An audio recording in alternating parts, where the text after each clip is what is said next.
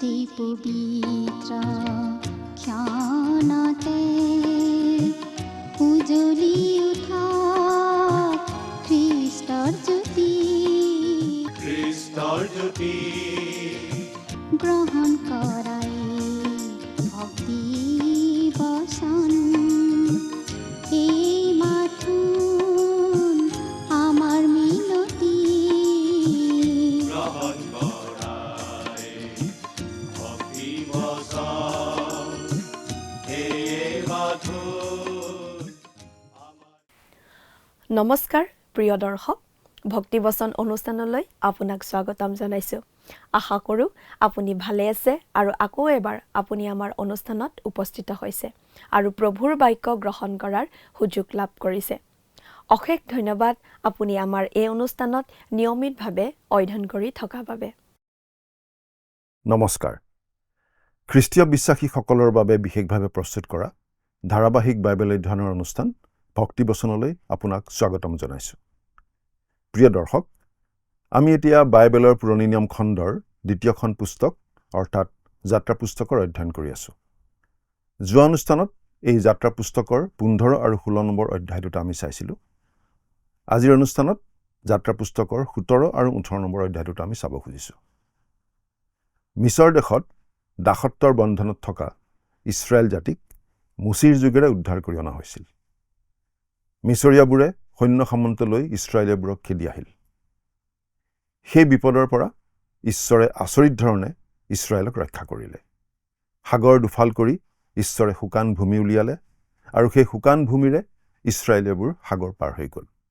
আনহাতে পিছে পিছে সাগৰৰ মাজলৈকে খেদি অহা মিছৰীয়া সৈন্যবাহিনীক ঈশ্বৰে সাগৰৰ পানীত বুৰাই সমূলঞ্চে ধ্বংস কৰিলে।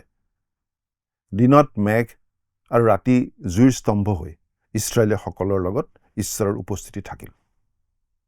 ইছৰাইল জাতিয়ে আচৰিত ধৰণে সাগৰ পাৰ হৈ অহাৰ পাছত 7টা বিশেষ অভিজ্ঞতা হয়, যিকেইটা খ্ৰীষ্টীয় বিশ্বাসীসকলৰ খ্ৰীষ্টীয় জীৱনৰ অভিজ্ঞতা। খ্ৰীষ্টীয় বিশ্বাসী হিচাপে জীৱনত আগবাঢ়ি যাওঁতে এই আত্মিক অভিজ্ঞতাবোৰ আমাৰ হয়। তেওঁলোকে মুচিৰ প্ৰশংসাৰ গীত গালে। তাৰ পাছত পানীৰ অভাৱত 3 দিন কটোৱাৰ পাছত মাৰাত তিতা পানী পালে।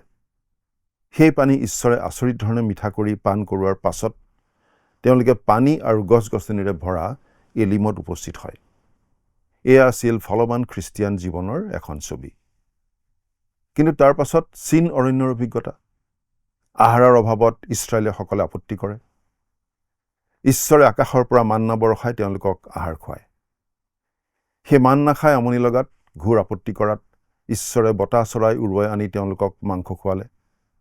কিন্তু তেওঁলোকৰ মাজলৈ শাস্তিস্বৰূপে নামি আহিল মহামাৰী।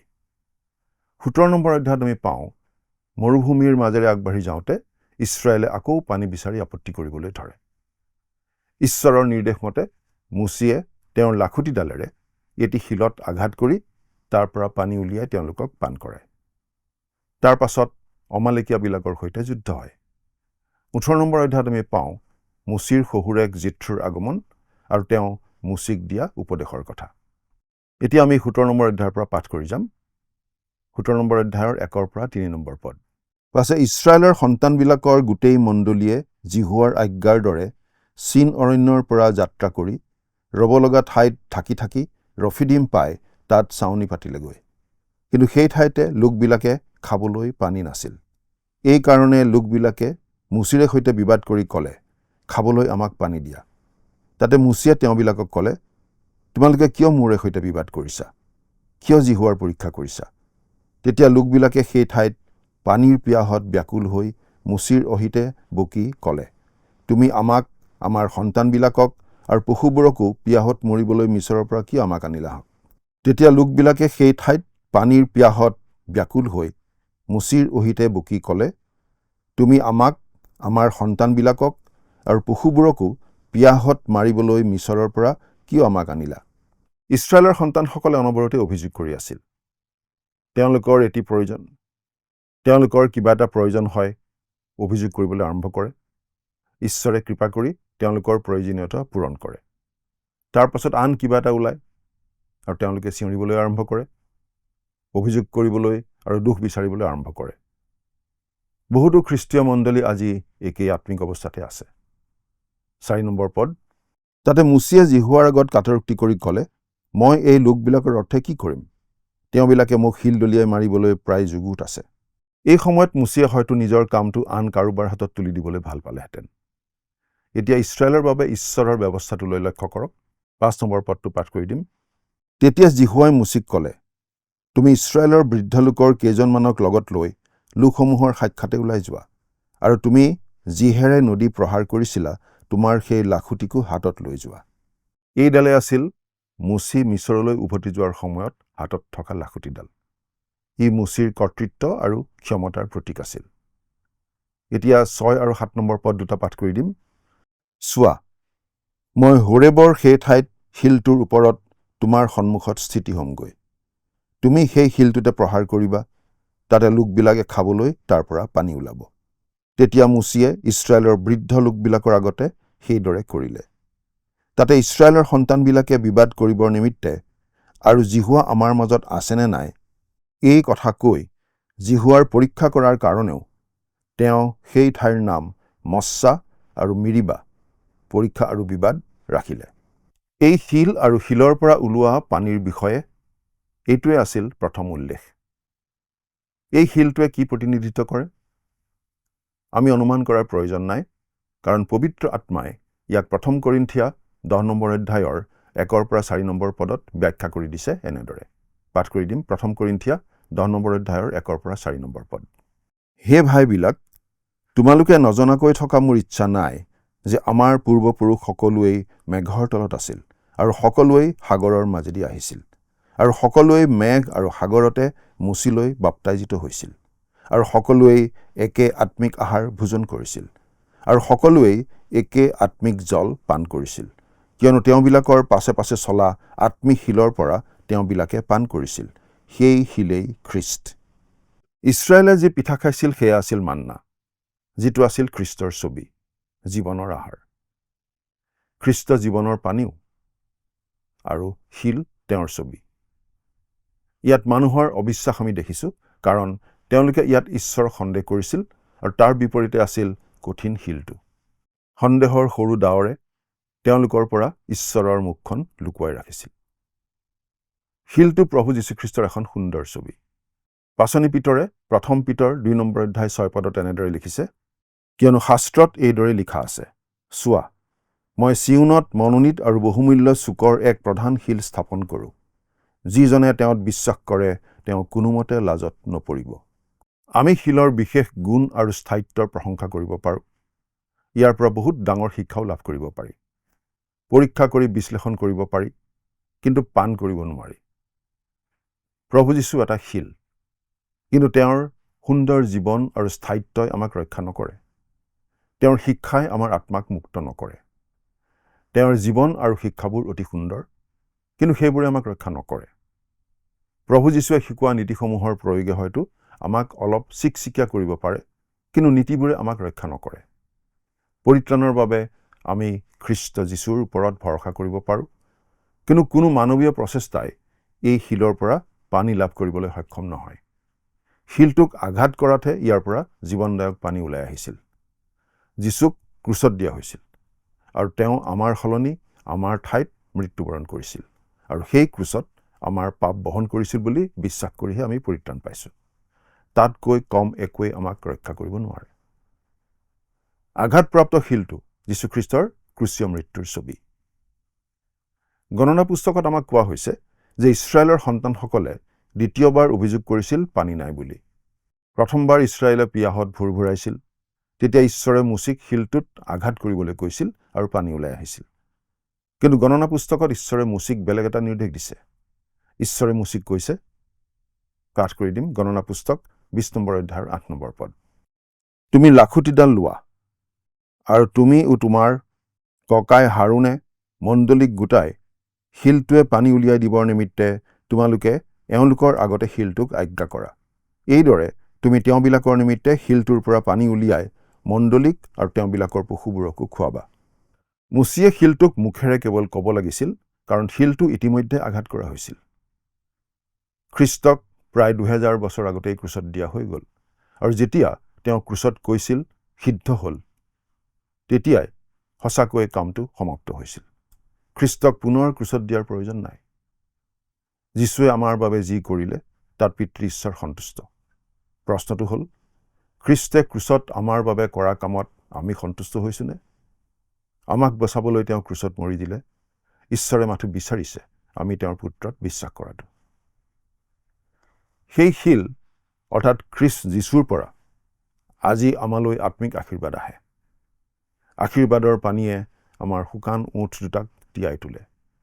ইফিছিয়া 1 নম্বৰ অধ্যায়ৰ 3 নম্বৰ পদত আমাক কোৱা হৈছে যে আমাৰ প্ৰভু যীশুখ্ৰীষ্টৰ পিতৃ ঈশ্বৰে আমাক খ্ৰীষ্টত স্বৰ্গস্থানত সকলো আত্মিক আশীৰ্বাদেৰে আশীৰ্বাদ কৰিছে। শিলটোক এবাৰ আঘাত কৰা হৈছিল আৰু ইয়াৰ পৰা প্ৰচুৰ পৰিমাণে পানী বৈ আছে। সেই পানীৰ ভুমুক সকলোৰে বাবে উভয় নদী। কিন্তু বিশ্বাসৰ অভাৱ আৰু সন্দেহৰ দ্বাৰা, পাপৰ দ্বাৰা আৰু উদাসীনতাৰ দ্বাৰা মানুহে সেই পানীৰ পৰা বিচ্ছিন্ন হৈ পৰে। যীশুখ্ৰীষ্টক চিনি পোৱা বুলি কোৱা, কিন্তু বাস্তৱত তেওঁক চিনি নোপোৱা সকলেও সেই পানীৰ ধাৰাটোক ভেটি দিয়ে। এতিয়া আমি 8 নম্বৰ পদটো পঢ়িম, যাত্ৰা পুস্তক 17 নম্বৰ অধ্যায়ৰ 8 নম্বৰ পদ। সেই সময়ত অমালেকে আহি ৰফিডিমত ইছৰাইলে সৈতে যুঁজ কৰিলে। অমালেক এছৌৰ বংশধৰ আছিল আৰু অমালেকসকল ইছৰাইলৰ শত্ৰু হৈ পৰিছিল। তেওঁলোকে ইছৰাইলৰ শত্ৰু হোৱাৰ পৰা কেতিয়াও বিৰত হোৱা নাছিল। ইয়াত ইছৰাইলৰ সন্তানসকলে প্ৰথমবাৰৰ বাবে যুদ্ধত লিপ্ত হোৱা আমি দেখা পাওঁ। 9 আৰু 10 নম্বৰ পদ। তাতে মুচিয়ে যিহুচুৱাক ক'লে, তুমি আমাৰ নিমিত্তে কেতবোৰ মানুহ বাছি লৈ অমালেকে সৈতে যুঁজ কৰিবলৈ ওলাই যোৱা। কাইলৈ মই ঈশ্বৰৰ লাখুটি হাতত লৈ পৰ্বতৰ টিঙত থিয় হ'মগৈ। তেতিয়া যিহুচুৱাই মুচিৰ আজ্ঞাৰ দৰে কাৰ্য কৰি অমালেকে সৈতে যুঁজ কৰিলে। পাছে মুচি, হাৰুণ আৰু হুৰে পৰ্বতৰ টিঙত উঠিলগৈ। এছৌ আছিল মাংসিকতাৰ ছবি। যেনেকৈ ইছৰাইলে নিজৰ প্ৰচেষ্টাৰে অমালেকক জয় কৰিব নোৱাৰিলে, তেনেকৈ আমিও নিজৰ প্ৰচেষ্টাৰে মাংসিকতাক জয় কৰিব নোৱাৰোঁ। ইছৰাইল আৰু অমালেকৰ মাজৰ যুদ্ধখনে আমাক এই ছবিখনেই দেখুৱাইছে। এতিয়া 11 আৰু 12 নম্বৰ পদ দুটা পাঠ কৰি দিম। তাতে মুচিয়ে হাত দাঙি থাকে মানে ইছৰাইল জয়ী হয়, কিন্তু হাত নমালেই অমালেক জয়ী হয়। এইদৰে কৰি কৰি মুচিৰ হাত থৰ হলত তেওঁবিলাকে এচটা শিল আনি তেওঁৰ ওচৰত থলে, আৰু তেওঁ তাৰ ওপৰত বহিলত হাৰুণ আৰু হুৰে এজনে এফালে আনজনে আনফালে তেওঁৰ হাত দুখন ধৰি ৰাখিলে। তাতে বেলি মাৰ নোযোৱালৈকে তেওঁৰ হাত থিৰে থাকিল। যুদ্ধখন আচলতে সেই পাহাৰৰ ওপৰৰ পৰা কৰা হৈছিল। অমালেকৰ বিৰুদ্ধে প্ৰাৰ্থনাৰে যুঁজ দিয়া হৈছিল। এই যুদ্ধত ইছৰাইল যুদ্ধ ক্ষমতাৰ বাবে জয়ী হোৱা নাছিল, কাৰণ তেওঁলোক তেতিয়াও অভিজ্ঞ সৈনিক নাছিল আৰু যুদ্ধত পাকৈত নাছিল। এই যুদ্ধত তেওঁলোক মুচিৰ যোগেৰেহে জয়ী হৈছিল। যি মুহূৰ্তত মুচিয়ে হাত দুখন ওপৰলৈ তুলিব নোৱাৰা হয়, সেই মুহূৰ্তত ইছৰাইল হাৰিব ধৰে। মুচি নহ'লে ইছৰাইল যুদ্ধত পৰাস্ত হ'লহেঁতেন। আমি মনত ৰখা উচিত যে পবিত্ৰ আত্মাই আমাক মাংসৰ ওপৰত বিজয়ী সাব্যস্ত কৰিব পাৰে। বিশ্বাসীজনে আত্মাত চলি থকাৰ সময়তে বিজয় আহে। যেতিয়া আমি স্বাধীনভাৱে কাম কৰোঁ, তেতিয়া অমালেক বা মাংসিকতাই জয়লাভ কৰে। যেতিয়া মুচিৰ হাত দুখন ওপৰলৈ তুলি দিয়া হ'ল, তেতিয়া ইছৰাইলীসকলে জয়লাভ কৰিলে। এতিয়া 13 আৰু 14 নম্বৰ পদ দুটা পাঠ কৰি দিম। এই হেতুকে যিহুচুৱাই অমালেক আৰু তেওঁৰ লোকবোৰক তৰোৱালৰ ধাৰেৰে পৰাজয় কৰিলে। পাছে জিহুৱাই মুচিক ক'লে, সোঁৱৰণৰ অৰ্থে এই কথা পুস্তকত লিখা আৰু যিহুচুৱাৰ কাণত তাক শুনোৱা, কিয়নো মই আকাশৰ তলৰ পৰা অমালেকৰ নাম নিচেইকৈ লুপ্ত কৰিম। এই যিহুচুৱাই মুচিৰ উত্তৰাধিকাৰী হ'বলৈ গৈ আছে। আমি দেখিবলৈ পাওঁ যে তেওঁ ইতিমধ্যে এই পদৰ বাবে সাজু হৈছে। তেওঁ এজন সাধাৰণ মানুহ, কিন্তু ঈশ্বৰে তেওঁক ভৱিষ্যতৰ কামৰ বাবে প্ৰস্তুত কৰি আছে। ঈশ্বৰে মুচিক যিহুচুৱাক জনাবলৈ নিৰ্দেশ দিছিল যে তেওঁ অমালেকক ধ্বংস কৰিব। ঈশ্বৰে এদিন বিশ্বাসীসকলক মাংসৰ পৰা মুক্তি দিব। যেতিয়া প্ৰভু যীশুৱে মণ্ডলীক নিবলৈ আহিব, তেতিয়া তেওঁ ইয়াক সলনি কৰিব। 1 কৰিন্থিয়া 15 নম্বৰ অধ্যায়ৰ 52 নম্বৰ পদত এই কথা নিশ্চিত কৰা হৈছে। আমি পাঠ কৰি দিম। কিয়নো তুৰি বাজিব, তাতে মৃতবিলাক অক্ষয়নীয় হৈ উত্থিত হ'ব আৰু আমি ৰূপান্তৰিত হ'ম। বছৰ বছৰ ধৰি আমি আমাৰ পুৰণি স্বভাৱটো মৃতদেহৰ দৰে টানি লৈ ফুৰিছোঁ। এদিন ঈশ্বৰে আমাক ইয়াৰ পৰা মুক্ত কৰিব। এনেদৰে আমাক সলনি কৰি স্বৰ্গৰ বাবে উপযুক্ত কৰা হ'ব। এতিয়া 15 আৰু 16 নম্বৰ পদ দুটা পাঠ কৰি দিম। তেতিয়া মুচিয়ে এটা যজ্ঞবেদী নিৰ্মাণ কৰি তাৰ নাম জিহুৱা নিশ্চি, জিহুৱা মোৰ ধ্বজা ৰাখিলে।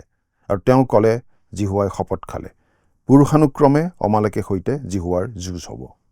তিনিটা গুৰুত্বপূৰ্ণ কথা আমি মনত ৰাখিব লাগিব।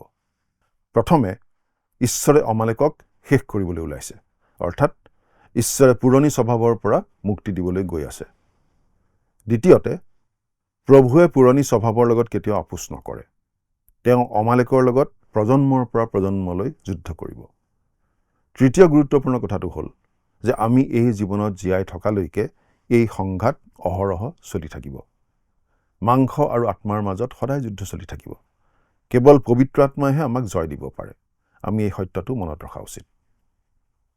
18 নম্বৰ অধ্যায়ত আমি ইছৰাইলৰ সন্তানসকলে মিছৰ আৰু চিনয় পৰ্বতৰ মাজত হোৱা 7টা অভিজ্ঞতাৰ শেষ অভিজ্ঞতালৈ আহিছোঁ। ঈশ্বৰে মুচিক পোনপটীয়াকৈ নেতৃত্ব দি আহিছে, কিন্তু এতিয়া মুচিয়ে প্ৰকাশৰ বাবে ঈশ্বৰৰ ওচৰলৈ যোৱাতকৈ সহায়ৰ বাবে সাংসাৰিক জ্ঞানৰ ফালে মুখ কৰা আমি দেখিম। মিডিয়নীয়া পুৰোহিত মুচিৰ শহুৰেক জিথ্ৰু মুচিৰ ওচৰলৈ যায়। তেওঁ মুচিৰ পত্নী আৰু সন্তানক লগত লৈ আহে আৰু এনেদৰে পৰিয়ালৰ পুনৰ মিলন হয়। 18 নম্বৰ অধ্যায়ৰ 1 পৰা 4 নম্বৰ পদলৈকে পাঠ কৰি দিম। পাছে ঈশ্বৰে মুচিলৈ আৰু নিজ প্ৰজা ইছৰাইললৈ যি কৰ্ম কৰিলে, বিশেষকৈ জিহুৱাই মিছৰৰ পৰা ইছৰাইলক কেনেকৈ বাহিৰ কৰি আনিলে, সেই সকলো কথা মুচিৰ শহুৰেক মিডিয়নীয়া পুৰোহিত জিথ্ৰুৱে শুনিবলৈ পালে। তেতিয়া মুচিৰ শহুৰেক জিথ্ৰুৱে নিজ ঘৰলৈ পঠোৱা মুচিৰ ভাৰ্যা চিপ্পুৰাক আৰু তেওঁৰ 2জন পুত্ৰক লগত ল'লে। সেই 2জন পুত্ৰৰ এজনৰ নাম গেৰচুম, কিয়নো মুচিয়ে কৈছিল, মই পৰৰ দেশত প্ৰৱাসী হৈ আছোঁ, আৰু এজনৰ নাম ইলিয়েজৰ, কিয়নো তেওঁ কৈছিল, মোৰ পিতৃৰ ঈশ্বৰ মোৰ সহকাৰী হৈ ফৰোনৰ তৰোৱালৰ পৰা মোক উদ্ধাৰ কৰিলে। ইছৰাইলীসকলৰ সৈতে মুচি এতিয়া মিডিয়ন দেশলৈ আহিছে। ইয়াত মুচিৰ শহুৰেকে তেওঁৰ পত্নী আৰু পুত্ৰক তেওঁৰ ওচৰলৈ লৈ আহিছে। মুচি মিছৰলৈ উভতি যোৱাৰ সময়ত মুচিৰ পত্নীয়ে তেওঁক ৰক্তাক্ত স্বামী বুলি কৈছিল। তেতিয়া মুচিয়ে পত্নীক ঘৰলৈ ঘূৰাই পঠিয়াইছিল। মিছৰ দেশৰ পৰা ওলাই অহাৰ সময়ত মুচিৰ পত্নী মিছৰত থকাৰ কোনো তথ্য আমাৰ হাতত নাই। কিন্তু এতিয়া জিথ্ৰুৱে মুচিৰ পত্নীক 2 পুত্ৰৰ সৈতে মুচিৰ ওচৰলৈ লৈ আহে। গতিকে এইটো এটা পৰিয়ালৰ পুনৰ মিলন। 5 পৰা 7 নম্বৰ পদলৈকে পাঠ কৰি দিম। জিথ্ৰুৱে তেওঁৰ জোঁৱায়েক মুচিৰ 2জন পুত্ৰক আৰু ভাৰ্যাক লগত লৈ মুচিয়ে ঈশ্বৰৰ পৰ্বতৰ যি ঠাইত চাউনি পাতি থাকিছিল, সেই অৰণ্যত তেওঁৰ ওচৰ পালেগৈ। আৰু তেওঁ মুচিক এই সংবাদ দিলে, বোলে, তোমাৰ শহুৰেৰা মই জিথ্ৰুৱে তোমাৰ তিৰোতা আৰু তাইৰ সৈতে তাইৰ ল'ৰা দুটিক তোমাৰ ওচৰলৈ লৈ আহে। আৰু তেওঁ মুচিক এই সংবাদ দিলে, বোলে, তোমাৰ শহুৰেৰা মই জিথ্ৰুৱে তোমাৰ তিৰোতা আৰু তাইৰ সৈতে তাইৰ ল'ৰা দুটিক তোমাৰ ওচৰলৈ লৈ আহিছোঁ। তেতিয়া মুচিয়ে তেওঁৰ শহুৰেকক আগবঢ়াবৰ নিমিত্তে বাহিৰলৈ ওলাই গৈ তেওঁক প্ৰণাম কৰি চুমা খালে, আৰু ইজনে সিজনে কুশল বাতৰি সোধাসুধি কৰি তেওঁবিলাক তম্বুত সোমাল। মুচি আৰু শহুৰেকৰ মাজত ভাল সম্পৰ্ক আছিল। মুচিয়ে তেওঁ ইছৰাইলৰ সন্তানসকলক মিছৰৰ পৰা উলিয়াই আনিবলৈ ঈশ্বৰে কৰা সকলো আচৰিত কথা ক'লে। মুচিয়ে কোৱা কথাবোৰত জিথ্ৰুৱে অতিশয় আগ্ৰহ প্ৰকাশ কৰিলে। 8 পৰা 12 নম্বৰ পদ। পাছে জিহুৱাই ফৰোন আৰু মিছৰীয়াবিলাকলৈ ইছৰাইলৰ নিমিত্তে যি কৰিছিল, আৰু বাটত তেওঁবিলাকৰ যি ক্লেশ ঘটিছিল, আৰু জিহুৱাই কেনেকৈ তেওঁবিলাকক উদ্ধাৰ কৰিলে, সেই সকলোৰে বৃত্তান্ত মুচিয়ে তেওঁৰ শহুৰেকক ক'লে। তাতে জিহুৱাই মিছৰীয়াবিলাকৰ হাতৰ পৰা ইছৰাইলক উদ্ধাৰ কৰি তেওঁবিলাকৰ যি মংগল কৰিলে, সেই সকলোৰ কাৰণে জিথ্ৰুৱে আনন্দ পালে। আৰু জিথ্ৰুৱে ক'লে, যিজনাই মিছৰীয়াহঁতৰ হাতৰ পৰা আৰু ফৰোনৰ হাতৰ পৰা তোমালোকক উদ্ধাৰ কৰিলে, যিজনাই মিছৰীয়াহঁতৰ অধীনতাৰ পৰা লোকবিলাকক উদ্ধাৰ কৰিলে, সেই জিহুৱা ধন্য।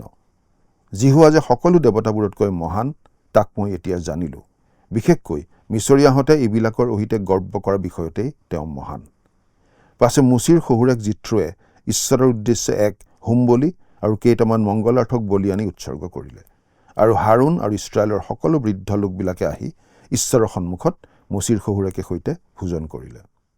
মুচিয়ে মিডিয়নত থকাৰ সময়ত ইছৰাইলৰ সন্তানসকলক মিছৰৰ পৰা উদ্ধাৰ কৰিবলৈ যোৱাৰ সময়ত জিথ্ৰুৱে হয়তো সন্দেহ প্ৰকাশ কৰিছিল। হয়তো ঈশ্বৰে তেনে এটা কাম কৰিব পাৰিব বুলি জিথ্ৰুৱে ভবা নাছিল। কিন্তু ঈশ্বৰে সেই কামটো কৰিলে। জিথ্ৰুৱে গম পালে, আৰু ইয়াৰ ফলত আপাত দৃষ্টিত জিথ্ৰুৱে ঈশ্বৰৰ বিষয়ে পৰিত্ৰাণকাৰী জ্ঞান লাভ কৰিছিল। এই কথাৰ প্ৰমাণ এইয়ে যে তেওঁ ঈশ্বৰৰ ওচৰত হোম বুলি আগবঢ়াইছিল। এতিয়া 13 পৰা 18 নম্বৰ পদ পাঠ কৰি দিম। তাৰ পাছদিনা মুচিয়ে লোকবিলাকৰ সুদবিচাৰ কৰিবলৈ বহিলত ৰাতিপুৱাৰে পৰা সন্ধ্যালৈকে লোকবিলাক তেওঁৰ চাৰিওফালে থিয় হৈ আছিল। পাছে মুচিয়ে লোকবিলাকলৈ কৰা সকলো কৰ্ম তেওঁৰ শহুৰেকে দেখি তেওঁক ক'লে, তুমি লোকবিলাকলৈ এইটোনো কি কৰ্ম কৰিছা? তুমি কিয় অকলেই বহি থাকা আৰু লোকবিলাক ৰাতিপুৱাৰ পৰা সন্ধ্যালৈকে তোমাৰ চাৰিওফালে থিয় হৈ থাকে?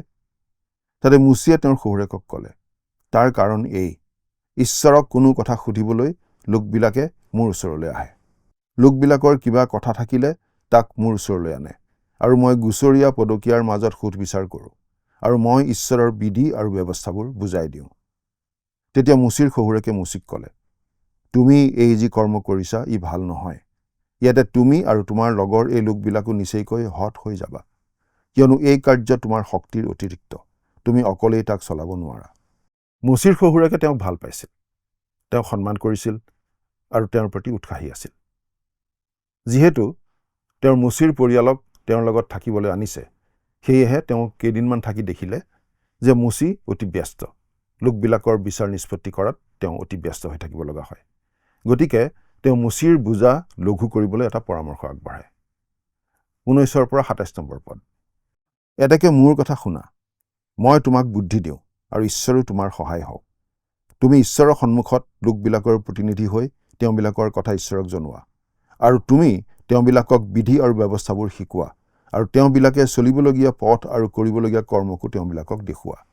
আৰু তুমি এই লোকবিলাকৰ মাজৰ পৰা কৰ্মনিপুণ, ঈশ্বৰ ভয়কাৰী, সত্যবাদী আৰু লোভ ঘৃণাকাৰী মানুহবিলাকক মনোনীত কৰি লোকবিলাকৰ ওপৰত সহস্ৰপতি, শতপতি, 50পতি আৰু 10পতি নিযুক্ত কৰা। তেওঁবিলাকে সকলো সময়ত লোকবিলাকৰ সুদবিচাৰ কৰক। কোনো ডাঙৰ বিচাৰ হ'লে তোমাৰ ওচৰলৈ তাক আনিব, কিন্তু সৰু সৰু বিচাৰবোৰ হ'লে তেওঁবিলাকে নিজেই কৰিব। এইদৰে তেওঁবিলাকে তোমাৰ সৈতে ভাৰ বলে তোমালৈ লঘু হ'ব। তুমি যদি এই কৰ্ম কৰা আৰু ঈশ্বৰে তোমাক এইদৰে আজ্ঞাও দিয়ে, তেতিয়া তুমি সহিব পাৰিবা আৰু এই লোকবিলাক কুশলে নিজৰ ঠাইলৈ যাব। তাতে মুচিয়ে তেওঁৰ শহুৰেকৰ কথা শুনি তেওঁ কোৱাৰ দৰেই চলি সমুদায় ইছৰাইলৰ মাজৰ পৰা কৰ্মনিপুণ মানুহবিলাকক মনোনীত কৰি লোকবিলাকৰ ওপৰত সহস্ৰপতি, শতপতি, 50পতি আৰু 10পতি এই প্ৰধান লোক নিযুক্ত কৰিলে। তাতে তেওঁবিলাকে সকলো সময়তে লোকবিলাকৰ সুদবিচাৰ কৰে। টান টান বিচাৰ তেওঁবিলাকে মুচিৰ আগলৈ নিয়ে, কিন্তু সৰু সৰু বিচাৰবোৰ হ'লে তেওঁবিলাকে নিজে নিজেই কৰে। পাছে মুচিয়ে শহুৰেকক বিদায় দিলত তেওঁ নিজ দেশলৈ গুচি গ'ল। জিথ্ৰোৱে মুচিক লোকবিলাকৰ সমস্যাবোৰ চোৱা চিতা কৰাত সহায় কৰিবলৈ কিছুমান বিচাৰক নিযুক্ত কৰিবলৈ পৰামৰ্শ দিছিল। কোনোবাই নিশ্চয় ক'ব, তেওঁৰ পৰামৰ্শত কি ভুল আছে? ওপৰে ওপৰে চালে সকলো ঠিকেই। কিন্তু এই পৃথিৱীত দুই প্ৰকাৰৰ প্ৰজ্ঞা আছে, ঈশ্বৰৰ পৰা অহা প্ৰজ্ঞা আৰু এই জগতৰ প্ৰজ্ঞা। জিথ্ৰোৰ এই প্ৰস্তাৱটো আছিল পৃথিৱীৰ জ্ঞানৰ ওপৰত ভিত্তি কৰি দিয়া। যেতিয়া আমি জগতৰ আৰ্হি অনুসৰণ কৰোঁ, তেতিয়া আমি ঈশ্বৰৰ ফালে নাচাওঁ। আজি আমাৰ মণ্ডলীবোৰ এনে বিপদত পৰাৰ এটা কাৰণ হ'ল এয়ে যে আজি জাগতিকভাৱে মানুহবোৰক মণ্ডলীৰ দায়িত্বত লগাই দিয়া হয় বা প্ৰাধান্যৰ স্থান দিয়া হয়। তেওঁলোকে জগতৰ পদ্ধতিৰে গীৰ্জা চলাবলৈ চেষ্টা কৰে, কোনো আত্মিক বিবেচনাৰে নহয়। জগতৰ কাৰ্যসূচীয়ে মণ্ডলীত কাম নকৰে। জিথ্ৰই দিয়া পৰামৰ্শবোৰ ভাল আছিল। সেইবোৰে মুচিৰ বোজা লঘু কৰি কামবোৰ ক্ষিপ্ৰ কৰি তুলিছিল। সেইবোৰে এটা শৃংখলাবদ্ধ ব্যৱস্থা প্ৰদান কৰিব আৰু সময় ৰাহি কৰিব। তেওঁৰ পৰামৰ্শটো আন্তৰিক আছিল আৰু তেওঁ ভাল ভাবিয়ে পৰামৰ্শটো দিছিল। তেওঁ মুচিৰ স্বাস্থ্যৰ প্ৰতি চিন্তিত আছিল আৰু তাৰ বাবে আমি জিথ্ৰোক ভাল নোপোৱাকৈ থাকিব নোৱাৰোঁ। কিন্তু আমি মন কৰিবলগীয়া কথাটো হ'ল এয়ে, সেয়া ঈশ্বৰৰ ইচ্ছা নাছিল। ঈশ্বৰে ইয়াত ঠিকেই অনুমতি দিছিল, কিন্তু তেওঁ এই পৰামৰ্শটো দিয়া নাছিল। ভালদৰে পৰীক্ষা কৰিলে এই পৰামৰ্শৰ মাজত সহজে অনুমান নকৰা অশুভ চৰিত্ৰটো উন্মোচিত হয়। প্ৰথম কথা, ঈশ্বৰে এই বিষয়ে মুচিক এনে কোনো নিৰ্দেশনা দিয়া নাছিল।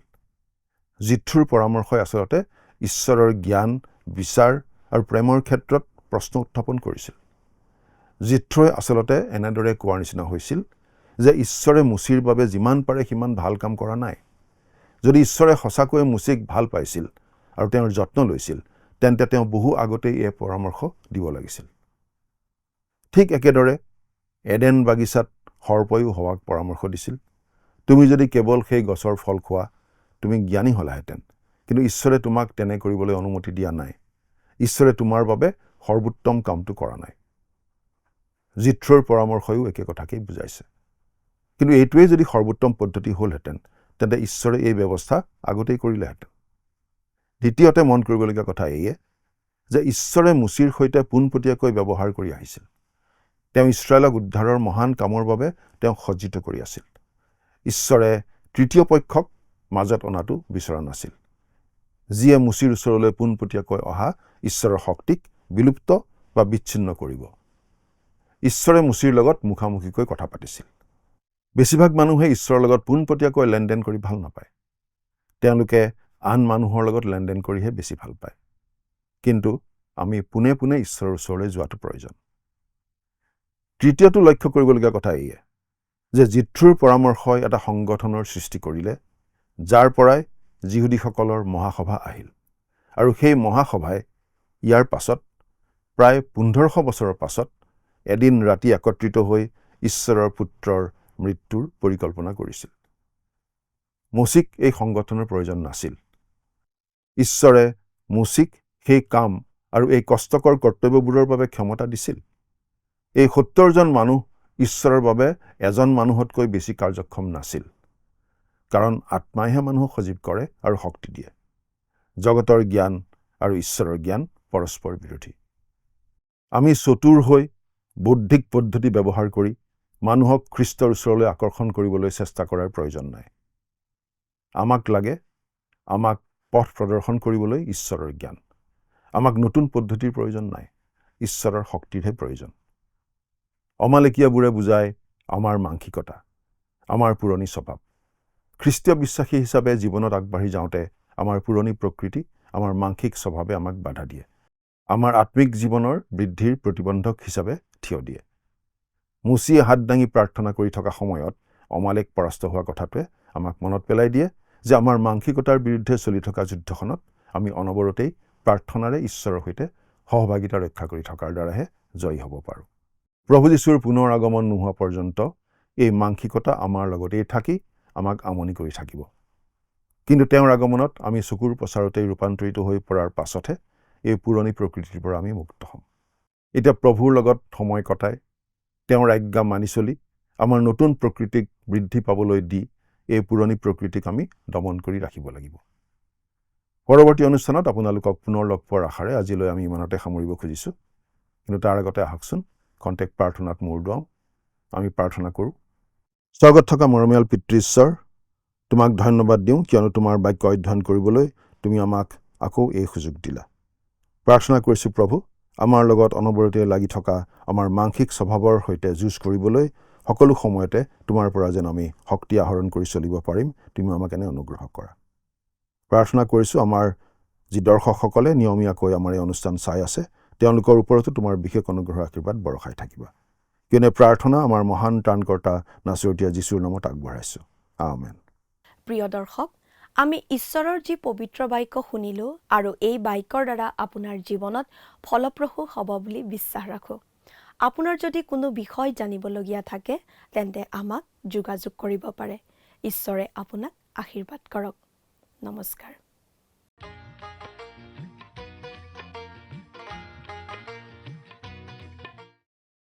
যোৱা অনুষ্ঠানত প্ৰচাৰিত প্ৰশ্নটিৰ শুদ্ধ উত্তৰ হৈছে অপশ্যন এ মাৰা। আজিৰ অনুষ্ঠানৰ আধাৰিত প্ৰশ্নটি হৈছে অমালেক কাৰ বংশধৰ আছিল? অপশ্যন এ এলিয়া, অপশ্যন বি মুচিৰ, অপশ্যন চি এছৌ, অপশ্যন ডি যিহুচুৱা। প্ৰিয় দৰ্শক, আজিৰ প্ৰশ্নৰ সঠিক উত্তৰটো আজি সন্ধিয়া 6 বজাৰ আগেয়ে আপোনাৰ নাম আৰু ঠিকনাৰে সৈতে আমালৈ 7429840242 নম্বৰত SMS নাইবা হোৱাটছআপৰ যোগে প্ৰেৰণ কৰক।